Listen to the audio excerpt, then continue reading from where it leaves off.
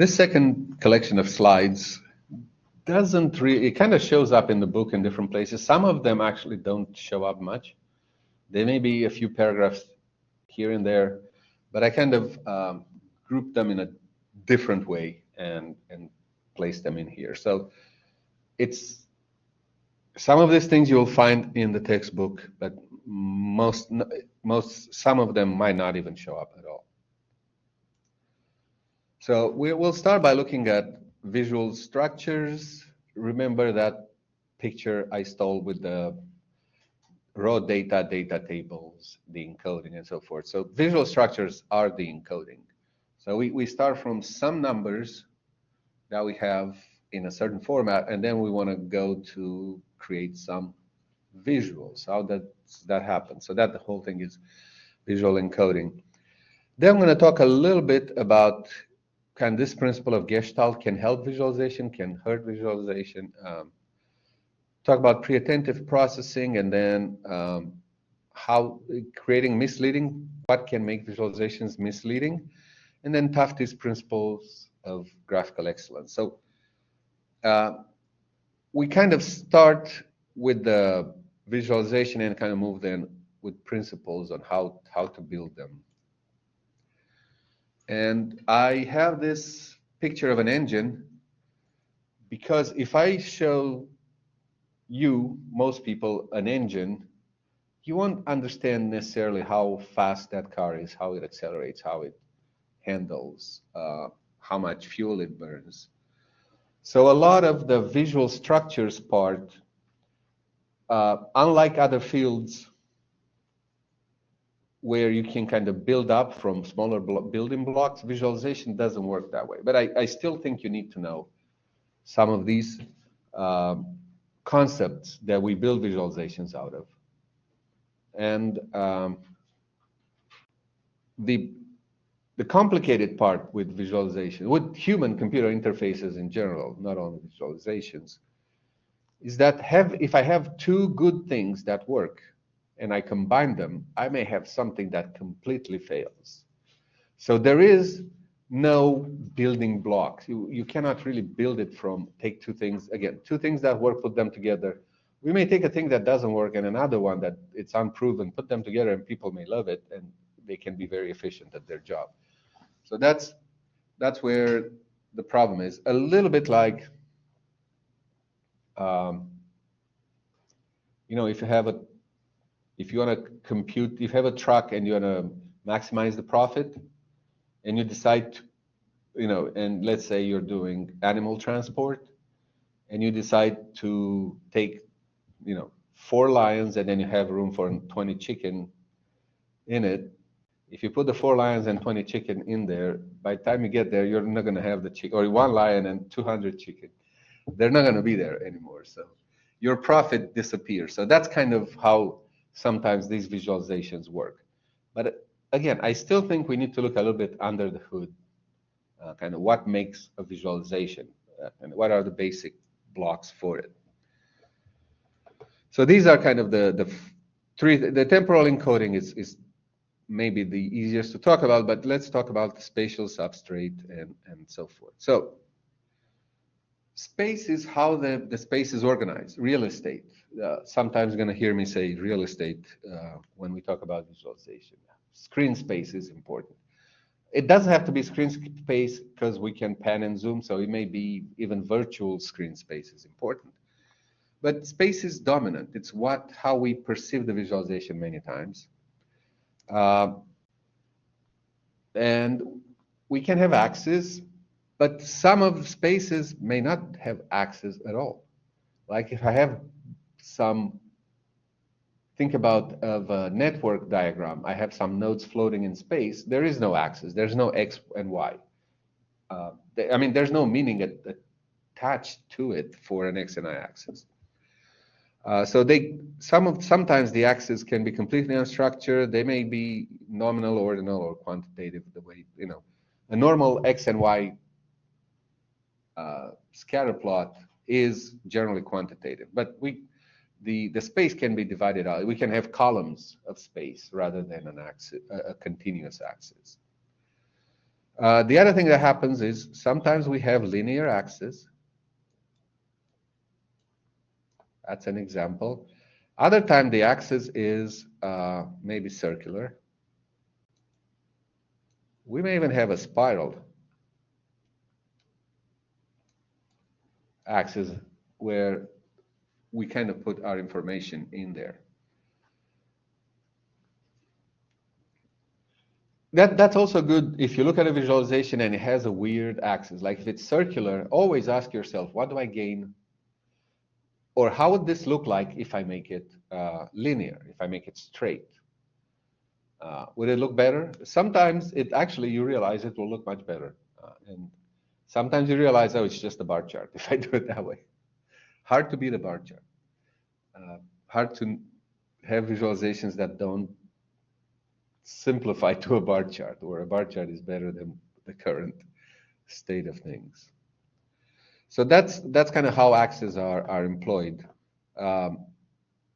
Many times, though, screen is not square. I mean, screen is not the same everywhere. So, for example, screen is not square. Your phones are going to be very long. HD TVs are kind of very wide, and so forth. So, in order to increase the utilization, how much we can use, that's why we don't really use a single axis. So we're not going to have a visualization that just uses one axis and it's done. It's going to be too thin for most screens. They tend to be relatively fat, no matter how. It's not going to be a very skinny skin like a line that you can look at. I've seen it in sports. Some stadium have very skinny skins, mostly for commercials that they do. But we don't do data visualization on those most of the time. So one thing we kind of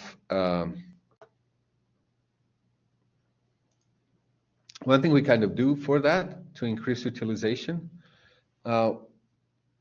we use these techniques, and kind of I'll try to go over them. To basically, one way to look at it, we split the space or we organize the space that way. The first one is the most common one, is just, it's called composition just to have a name, but it's two axes that are placed orthogonally. So that's all. I mean, we can form 2D, we can form 3D space, but like our monitors are really not 3D. Our visual system is not completely 3D. It's more like a 2.5D. So the visualization community is kind of split almost down the middle. Some people like 3D, some people completely hate 3D. So they say it's not useless for data, and some people say, yeah, you can actually understand more stuff in 3D. Either way, that's the composition. You already knew it, but it's just taking advantage of increasing utilization of space. Another way to increase utilization of space is alignment. So in this case, we're repeating the same axis. The x-axis is the same, and it's repeated multiple times. It can be horizontal, it can be vertical, but it just kind of keeps the visualization simpler. We just repeat the visualization and align the axis and make sure people kind of understand that pretty well. Sometimes we don't even show one of the axes. We may show only the one at the bottom and just completely avoid the one at the top, just to save real estate, so we don't clutter. We don't add a lot of clutter to the visualization. Another way, if we have a long and skinny axis, another way, and we do this in everywhere. I just put this one for, if you remember tarantula, but we do it when we write. We write a document, we go to the end of the line, we go to the next line. I mean, it's nothing, again, that's folding. In this case, it's folded, the axis kind of goes this way, we hit the end of the line here, and then we kind of go back at the top and start, hit the end of the line, go back at the top and start. So what we're seeing here is a really long program. If you were to put it, it'll be even smaller. You won't if you want to watch it like that. So we use the fact that most computer screens are more or less fat, one or the other. The aspect ratio is not that high, and it's close to 1 or so. And that's kind of the whole idea here. We're able to use more of the space, especially for things that are linear. Another way we can take advantage of space, and again, it depends on the data. This data is hierarchical in nature. So one way to deal with it is to subdivide the space. So for example, I think if I can zoom in a little bit. I can see that we have one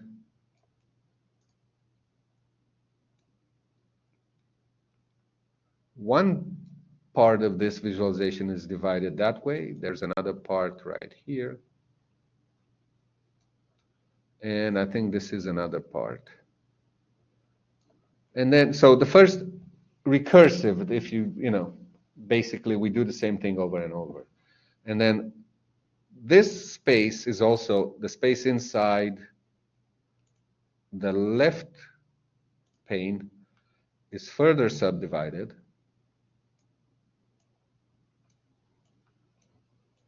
And then it's even further subdivided inside each of them. So you can see in here, this one is further subdivided this way, and then this way, and so forth. So this way we use, by the way, these type of visualizations, they say they use each and every pixel of the screen, because we start with everything, and then each of them gets a little bit, and then you go inside of it, you split it up some more, you do what you need for each of the areas, then you split up some more when you're done, and so forth. And the final one I have here, I took it from the CMS book, by the way. That's their substrate. And I actually asked this person if they have any video. They haven't taken a video. They developed the system. They published a paper. And they said they had it on an old computer that doesn't work anymore. And that was many years ago when I asked them if they have it. But here is how, this is called overloading. So we are overloading space. That's the idea there. And this is one technique, but there's more. I think ideally, the idea of overloading is that you don't see everything at once. You kind of have to navigate through it. And in the same place, in the same pixels on the screen, you may see different pieces of information depending on what you do. So I can extend this overloading to something more general. But here is what we're seeing here. I think I need red, would be a good color.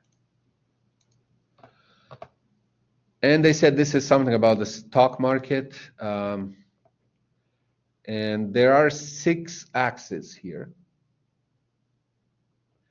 You can see that X3, you cannot see X3, but this is X3. Is this X-axis? This is X4, and that's X5.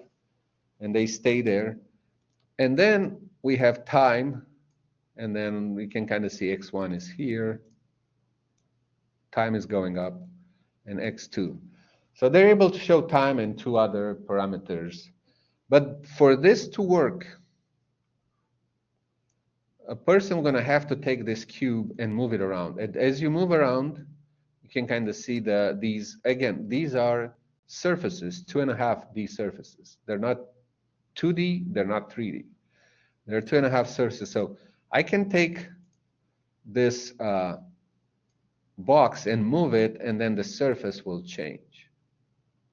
And part of what they've done, they said, oh, we can drop in more boxes and you kind of see what happens at different points. But in order to see the entire space, you kind of have to navigate through the entire space. So if I move this box right here up a little bit, like 2 pixels, then the shape will change, and then this whole area is going to be reused as far as the pixels are concerned. Okay, so that's kind of their their view necessarily, overloading, having things maybe on top of each other and hidden. So in a way, having interaction possibly can be extended from this. I think that's the end of spatial substrates. So what I'm going to do is we'll start with marks and retinal properties next time. So I'm going to call it a day for today, because I think I want to be able to do a few more minutes and not fail.